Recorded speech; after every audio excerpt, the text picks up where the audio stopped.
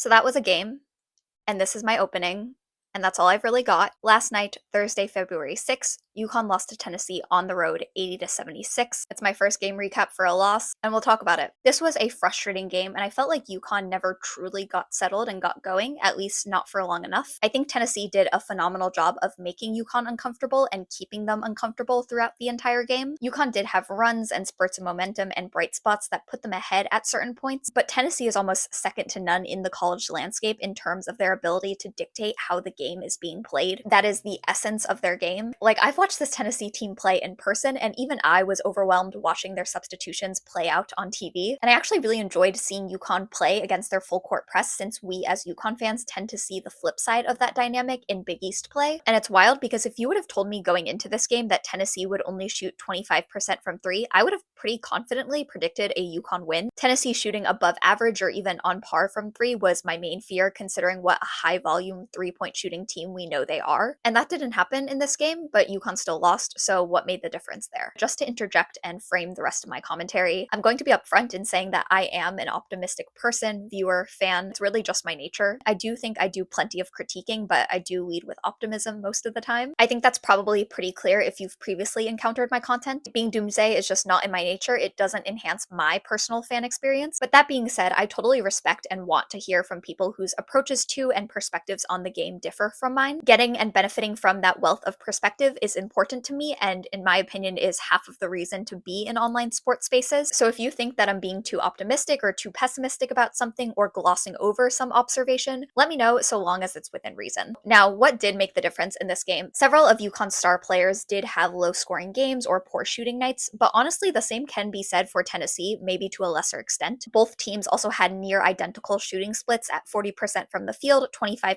from three, and took a similar number of shot attempts as well. UConn did get out-rebounded 46-34 and 17-13 on the offensive glass, which is certainly a problem and did make a difference, but there is some context there. I think that was the known trade-off of UConn going small and then super small with their lineups, and that trade-off made sense. The small ball lineups were undoubtedly the best we saw from UConn in this game, in terms of both the eye test and I'm assuming the statistics as well, considering the broadcast mentioned that Aubrey Griffin was the UConn player with the highest plus-minus. A couple of things I thought made a difference for UConn in this game, and this is a non-exhaustive list, were foul trouble and uncharacteristic untimely turnovers. The second one might be in my head because I thought UConn committed a ton of turnovers when I was watching this game, and then I checked the box score this morning and I saw they're only listed for 12. Still, I think untimely is the key word here. Several of these turnovers came at key moments in the game that either killed UConn's momentum or fueled Tennessee's, and all games, but especially games like this, top 25 matchups, road games, rivalries, are dictated by runs and timing. The quick pace of play, Tennessee's pressure, and lapses in communication likely contributed to the rushed, misplaced entry passes seen all night. However, I do think UConn generally did a pretty good job of handling Tennessee's full court press. I would have anticipated a handful more than the 12 turnovers they got in this game for sure. Foul trouble to Paige Beckers and AZ Fudd presented another massive problem for this UConn team. I'm admittedly not used to seeing this many foul calls in a game, considering how Big East refs tend to call their games. Paige and AZ both picked up a third foul either late in the first half or early in the second. Both were kept in because they're both central to this team's offensive game and approach, but it left them vulnerable. Tennessee made it a point to attack AZ in particular, and I was expecting the adjustment being to bring someone off the bench to come from UConn quicker than it did. By the time AZ finally sat, it felt like the damage had been done, as Tennessee had probably scored 10 points, taking advantage of her now imposed limitations on defense. Now, I think it makes sense for me to go into player takeaways before I talk about UConn's offense and defense more broadly, so we're kind of starting off by pinpointing where UConn got its contributions on offense and defense in this game. Usually I tend to mention stat lines and specific plays in this section, but again, I think I might talk a little bit more broadly for this game, and I'm sure it comes as no surprise that the first player I will be talking about is KK Arnold. KK deserves a massive hand for her performance. There's no question in my mind that KK will single-handedly scratch and claw to try and bring this UConn team to victory. She was the all-important spark and momentum builder for this UConn team in both the USC and Tennessee games. Pretty remarkable for a sophomore backup point guard. It's reassuring to know that KK will show up in these games. She's building that track record. Of course, it's a small sample size so far, but it matters. KK was the best and most important player for UConn in this game. I say that without hesitation. She did her usual tradition of helping force a steal within minutes of her getting on the floor. She drew and sold a couple of offensive fouls from Tennessee. Her ability to find her teammates is also improving. I was really pleased to see her run fearlessly in transition, weave through the lane, and dump the ball inside to Aubrey, Sarah, or the like. I was also really pleased with KK's own drives early on, watching her go left, pull out a really neat step-through move, kiss the ball high off the glass, or make a short floater. One thing I will say is that some of KK's later drives happened quite early on in the shot clock. I know this UConn team thrives in transition, but I do think there were a couple of times where I thought KK could have pulled the ball back out. I thought there were better opportunities and shots still left in the possession. I also think KK on occasion drives into the lane with the intention of drawing or creating contact over making the basket. And again, I do think it's preferable in these situations that she pulls the ball back out and looks for a teammate, especially if she has a much taller defender on her. Nevertheless, like I said, KK was UConn's best and most important player in this matchup. She is a go-getter and someone who plays in the moment. She doesn't appear to be influenced or hampered by what happened on previous possessions, and it's a real asset for this team. I know UConn is not traditionally one to switch its starting lineup from one half to the next, but I think this game necessitated that KK and maybe Aubrey started the second half, considering what a spark they brought. Speaking of Aubrey, this game certainly highlighted the value that Aubrey Griffin brings to this UConn team. While fighting down low, she made great use of her positioning and little hesitation moves to get easy baskets. She had some smart passes in the lane, and I think her chemistry with Sarah will really matter come the tournament. And of course, offensive rebounds. The game fundamentally changed when Aubrey was on the court. Her energy just goes such a long way. Because she's working her way back from injury, I can understand why she only played 15 minutes, but I do think that her playing more of that fourth quarter in particular could have been a real difference maker. Her and KK both sitting on the bench for a portion of that fourth quarter was, in my opinion, unacceptable. Sarah Strong played well with a near double-double on efficient shooting in a whopping 39 minutes. Because UConn went small, they really couldn't afford to take Sarah out of the game at any point. Sarah's prowess on both ends of the court continues to impress me. She'll go snag an offensive rebound and get a putback, then run right down the court and get a sick block on the other end. Her positioning down low, spin moves and fadeaways, and use of the glass while scoring are also really neat to witness. I don't understand at all why UConn stopped running their offense through her in the second half, especially considering she was the only UConn player who really got going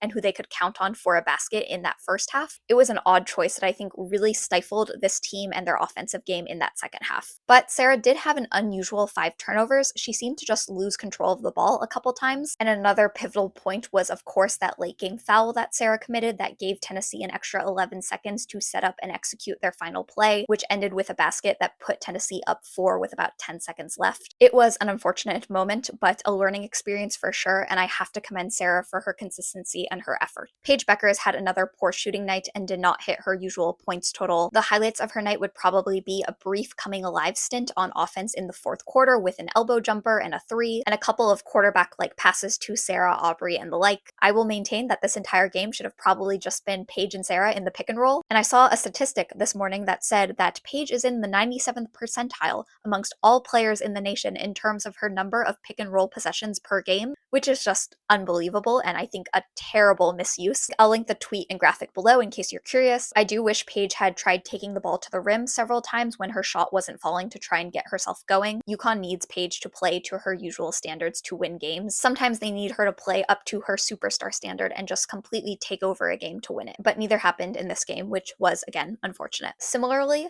AZ Fudd did have one stretch where she hit a pair of free throws and drained a 3 on the next possession, but foul trouble did the job of killing her momentum, preventing her from really ever getting going on offense. What's also terrible about it is that AZ is traditionally one of the team's strongest defenders. She always has her hands out, is tracking the ball and getting deflections or forcing errant passes and turnovers. For her to essentially be neutralized on both sides of the ball presented a massive challenge for UConn. Ultimately, Paige and AZ can be, have to be, and will be better. I firmly believe that. Now getting into more quick player takeaways, and when I say quick, I actually mean quick this time. Something else that hurt UConn in this game was that Ashlyn Shade was not making shots and Caitlin Chen was not taking shots. It's two kinds of inconsistency that we've been following this season. Jana El-Alfi and Morgan Shelley only played 11 and 6 minutes in this game respectively, rounding out the 9 Huskies who saw playing time. Jana was one of many Huskies to miss layups in this game as the team went 19 of 35 on layups. I would say, however, that it does hurt more because she plays the center position. I do think she demonstrated solid effort fighting for rebounds early on, but UConn went and stayed small about 7 minutes into this game, which pretty much marked the end of Jana's night. And Morgan only got one 6-minute stint. I do think she seemed a little more hesitant and uncomfortable handling the ball than usual, likely a function of Tennessee's pressure and intensity on defense. Now, finally moving on to my more general thoughts about UConn's offense and defense in this game. Starting with the offensive side of the ball, like I said, I don't think UConn ever truly got going on offense. Maybe for a few minutes there in the first half after they first went small, but after that, not so much. They missed so many great looks, including layups and wide open threes, which happens from time to time, but it was the exact thing that could not happen if they were going to win this game. Rebecca Lobo expressed shock at UConn's low three-point percentage on the broadcast, and I think I've said this 3 videos in a row now, but UConn seems to either shoot 60% from 3 or 20% from 3, so that's how they average out at 40%.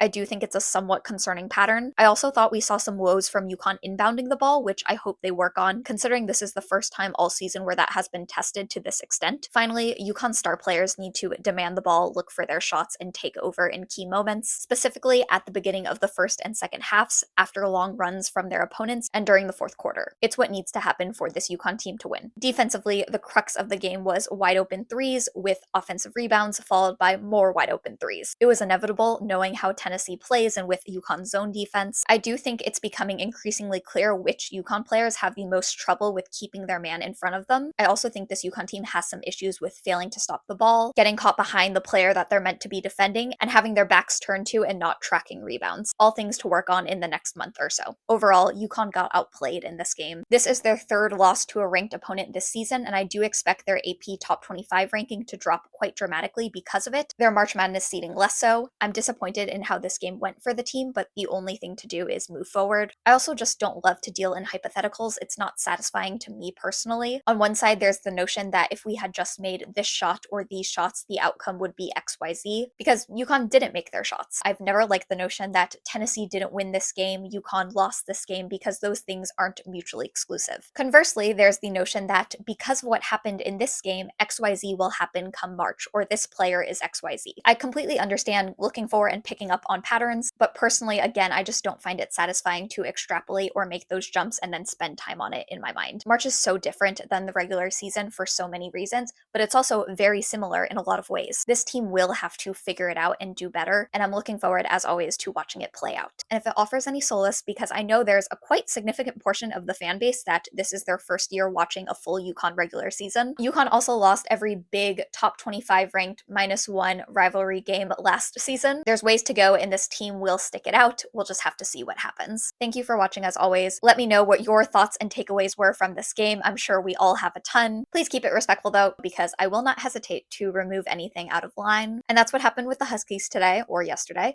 Till next time.